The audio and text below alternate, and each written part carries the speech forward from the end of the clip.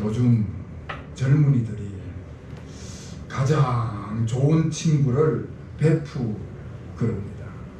영어로 베스트 프렌드 그런 것이지.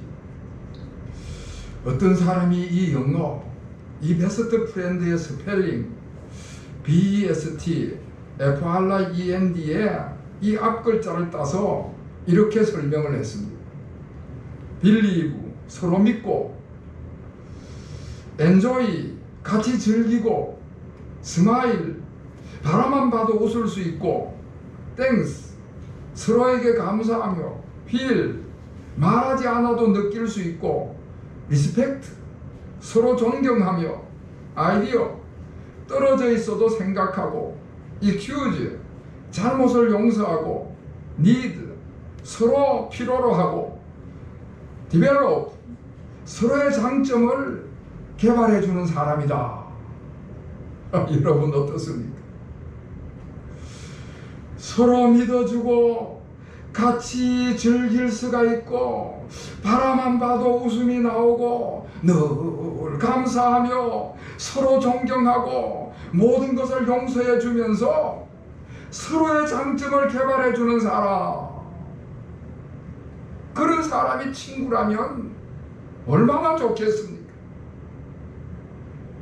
그런데 이런 친구가 세상에 있을 수 있을까 하는 것입니다. 오늘 본문 말씀에 보면은 예수님께서 그 제자들에게 친구라는 호칭을 사용을 하고 있습니다. 제자들은 예수님을 부를 때에 친구라고 부르지 않고 선생님 또는 주님 그렇게 불렀습니다. 예수님도 제자들을 부를 때에 베드로야, 요한아, 야고보야 하시면서 이름을 부르셨습니다. 오늘 본문 15절 말씀을 보아도 예수님과 제자들은 주종관계에 있었음을 볼 수가 있습니다.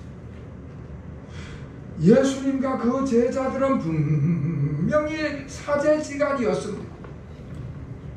그런데 예수님께서 이제부터는 너희를 내 친구다 그렇게 부르겠다고 하시는 것입니다.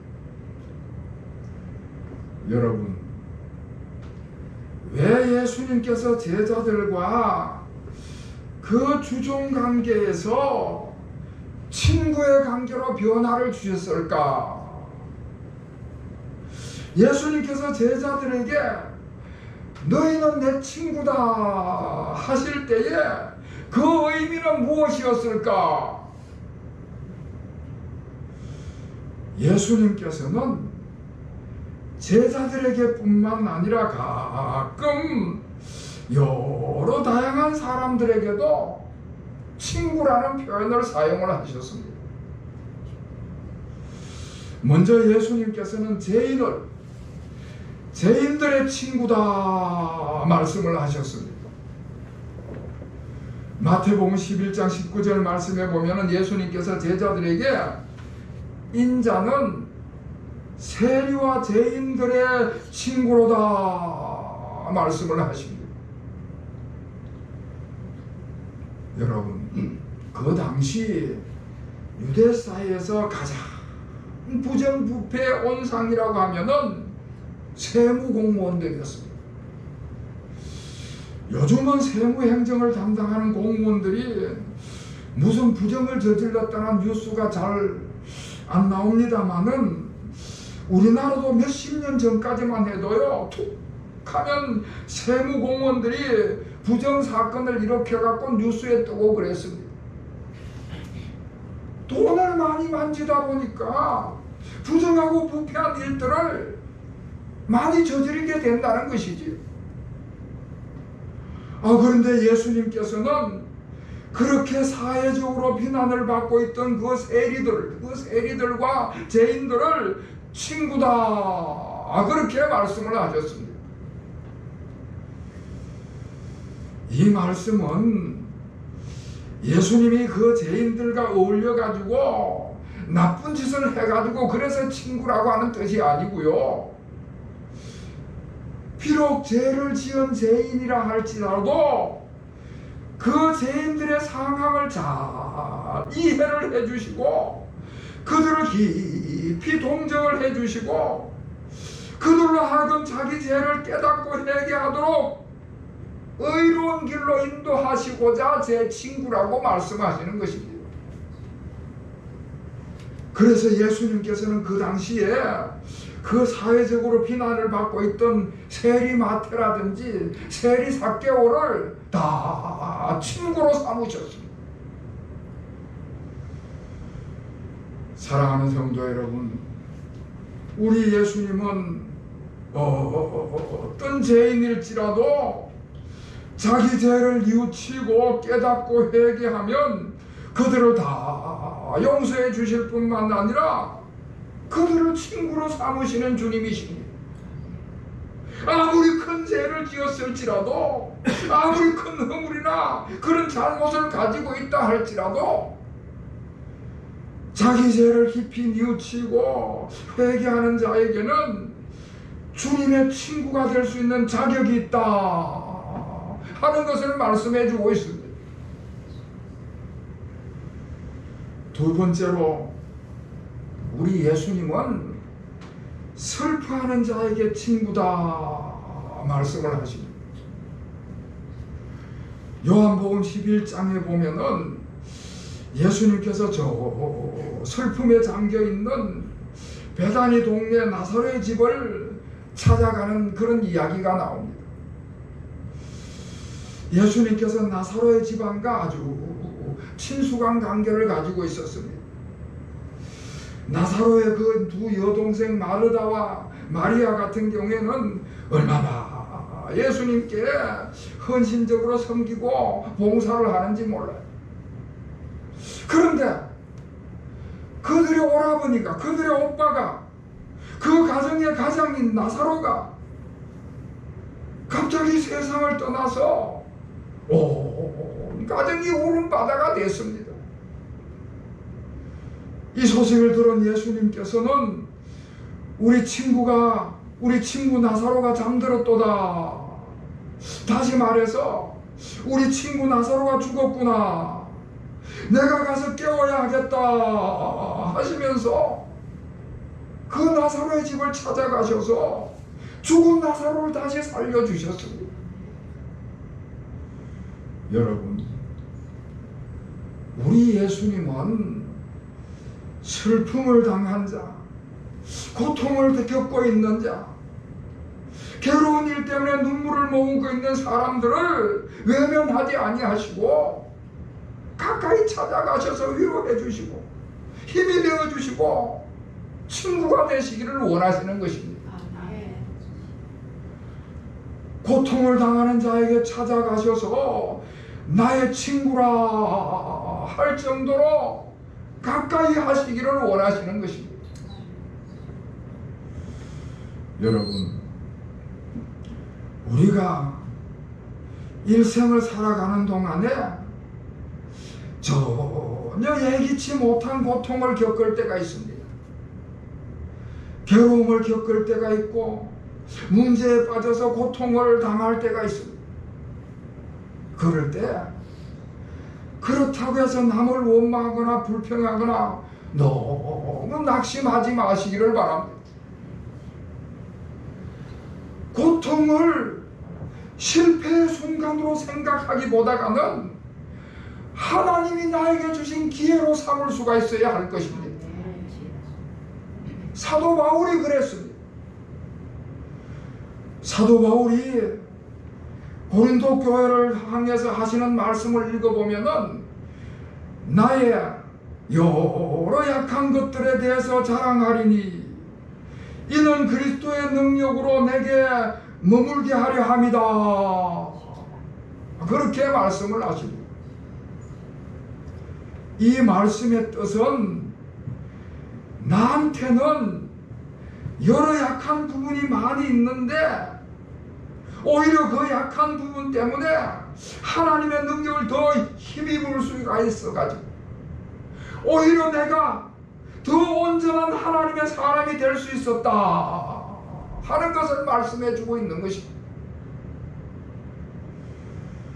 여러분, 우리가 성경에 나오는 인물들을 쭉 살펴보면요, 하나님께서는 어떤 위대한 신앙의 인물도 100% 축복해 주시는 경우는 없었습니다. 아주 많은 것을 축복을 해 주시는데 그 사람이 감당하기 어려운 문제 하나쯤은 남겨두고 계시더라는 것입니다. 고통스러운 일 하나쯤은 남겨두시고 연약한 한 부분은 꼭 있더라는 것입니다. 왜냐하면 그것으로 하여금 그 사람이 교만하지 않게 하시고 더 겸손히 하나님 앞에 무릎을 꿇고 하나님 앞에 똑바로 살도록 하는 정신적 자극제가 되기 때문에 그렇습니다. 하나님을 더욱더 붙들고 살 수 있도록 믿음의 자리에 서도록 꼭 한 곳에 연약한 부분을 남겨두시더라는 것이지요. 머리가 좋고 건강하고 모든 면에서 다 뛰어난 사람도 어느 한 부분은 꼭 연약한 약점을 가지고 있는 것입니다. 가정도 마찬가지입니다. 이야, 저 가정은 참 부럽다. 하나님께서 어떻게 저 가정에는 저렇게 큰 축복을 내려주셨나. 그렇게 생각이 되지만은 그 가정 안으로 들어가 보면은 남에게 차마 말 못할 사정은 한두 가지 가지고 있더라는 것입니다. 다른 것은 다 좋은데 물질적으로 어려움을 겪고 있다든지, 자녀들 중에 누가 몸이 약하다든지, 사업에 어떤 괴로움을 겪고 있다든지, 하여튼 모든 분야에 있어서 한두 가지는 연약한 부분이 있다고 하는 것입니다. 여러분, 하나님께서 그렇게 남겨두시는 것입니다. 그것 때문에 그 가정은 더 믿음의 자리에 서고 하나님의 능력을 힘입으면서 삶을 살도록 그렇게 하나님께서 그렇게 하신다는 것입니다. 다시 말을 해서 인간의 힘으로는 한계점이 있다는 것을 스스로 깨닫게 만들고요, 하나님의 능력은 인간의 연약함을 보충하고도 더 큰 능력을 드러낼 수 있다는 사실을 체험하며 살도록 그렇게 한두 개를 남겨두신다는 것입니다. 그러므로 우리가 때때로 고통스러운 일을 겪고 슬픈 일을 겪고 답답한 일을 당한다 할지라도 낙심해서는 안 된다는 것이지요. 그것은 결코 실패가 아니기 때문에 그렇습니다. 오히려 그런 때일수록 하나님을 더 붙들 수 있는 믿음의 자리에 서는 것이 우리 하나님이 원하시는 바인 것입니다. 그래서요, 우리 신앙생활 하는 데 있어서 격언이 아닌 격언이 있습니다. 교인들이 아무 문제가 없어가지고 기도를 안 하는 교인보다가 문제가 있기 때문에 그것으로 기도하는 교인이 참된 교인이다. 그런 격언이 있습니다. 우리가 구약 성경 욥기서를 읽어보면은 하나님의 사람 그 욥이 엄청난 고난을 겪는 모습을 볼 수가 있습니다. 그래서 그 욥이 그 고난 앞에서 얼마나 불평을 쏟아놓고 한탄을 내놓는지 모릅니다. 욥기서를 잘못 읽으면 자칫 어떻게 하나님의 사람이 저렇게 불평을 쏟아놓는가 시험에 들 수가 있습니다. 그런데 여러분, 욥이 그 견디기 힘든 고난을 겪을 때에 하나님 앞에 한탄을 쏟아 놓을지언정 하나님과의 관계를 끊지를 않는 것입니다. 계속해서 하나님과의 그 교제의 끈을 붙들고 매달립니다. 결국 영은 하나님께 갑절의 축복을 받는 놀라운 은혜를 경험하게 되는 것이지.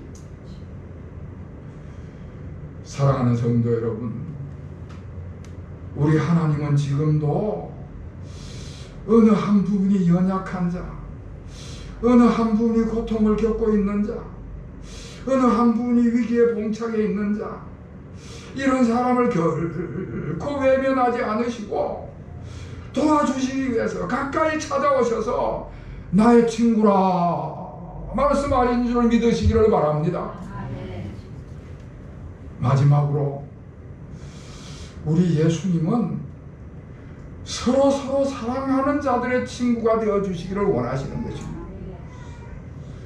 오늘 본문 13절 말씀에 보면은 사람이 친구를 위하여 자기 목숨을 버리면 이보다 더 큰 사랑이 없나니, 14절에는 너희가 나가 명하는 대로 하면은 곧 나의 친구라, 17절에서 내가 이것을 너희에게 명함은 너희로 서로 사랑하게 하려 함이라 말씀을 하십니다. 여러분, 우리 예수님께서는 그 누구보다가도 서로 오손도손 사랑하는 자들을 좋아하시는 주님이십니다. 그래서 그렇게 서로 사랑하는 자들을 찾아가셔서 친구라고 말씀을 하시는 것입니다. 여러분, 오늘 이 말씀은 우리 기독교 사역의 모든 의미를 요약해주는 말씀이라고 할 수가 있습니다. 친구를 위하여 자기 목숨을 바친다. 우리 기독교 영성에 있어서 가장 깊은 기독교의 영성이 뭐냐 하고 할 때에 친구를 위하여 자기 생명을 바칠 수 있는 영성이다. 그렇게 정의해도 무방한 것입니다. 우리 예수님께서는 제자들의 발을 씻기시기 위해서 자신의 겉옷을 벗어 제치시고 그 앞에 무릎을 꿇으셨던 것이고요. 내 이웃을 내 몸과 같이 사랑하라는 말씀을 하시면서 몸소 사랑을 실천하셨습니다. 저 겟세마네 동산에서 스승을 배신해가지고 은 30냥에 팔아먹은 그 못된 가룟 유다를 향해서도 친구요 그렇게 부르시는 모습을 볼 수가 있습니다. 마지막에는 십자가에 죽으시기까지 하시면서 사랑을 베푸시는 분이신 것이죠. 여러분, 그 반대로 우리 마음속에 이웃을 향한 어떤 시기나 다툼이나 분노를 간직한다면은 그 사람은 예수님으로부터 점점 멀어지게 될 것입니다. 한 알이 밀알이 땅에 떨어져 죽지 아니하면 한 알 그대로 있고 죽으면 많은 열매를 맺어가는 것입니다. 다시 말해서 희생을 통해서 사랑의 열매를 맺어간다는 말씀을 하시는 것입니다. 얼마 전에 카톡으로 오는 문자가 있었는데 아주 감동적인 문자가 있었습니다. 이런 내용입니다. 어떤 마을에 아주 유명한 의사가 나이가 들어서 세상을 떠나게 되었습니다. 마을 사람들이 그 임종을 지켜보는 가운데에 마지막으로 그 의사가 이런 말을 남깁니다. 나보다 훨씬 훌륭한 의사 3명을 소개하겠습니다. 그 의사의 이름은 하나는 음식이고 하나는 수면이고 하나는 운동입니다. 절대 과식하지 말고 잠 잘 자고 적당한 운동을 하는 것보다 더 좋은 의사는 없습니다. 그런데 음식과 수면과 운동으로 다 되는 것이 아니고 두 가지 약을 복용할 때 효과가 있습니다. 육체와 더불어 영혼의 건강을 위해서 꼭 필요한 두 가지 약이 있는데 그것은 웃음과 사랑이라는 약입니다. 이 두 가지 약은 절대로 부작용이 없는 만병통치약입니다.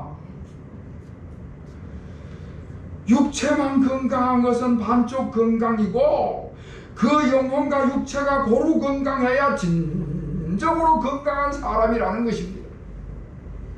여러분, 우리가 서로 사랑할 때 그 삶이 건강하고 그 삶 속에 웃음이 있고 기쁨이 있고 행복이 깃들게 될 줄로 압니다.